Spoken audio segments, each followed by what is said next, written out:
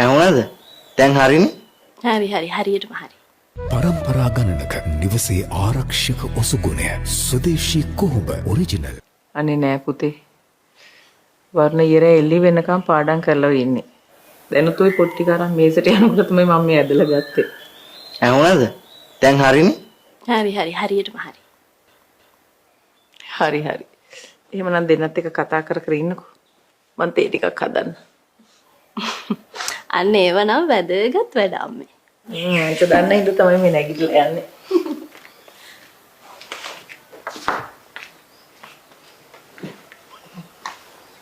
මොහොතේ. ඇයි? කැම්පස් එක නැතු ඉන්නේ මගෙන් බේරෙන්නද? එහෙම එකක් නෑ. ඔයා හෙවණැල්ලෙන් බේරුණත් මගෙන් බේරෙනව බොරු වරුණ.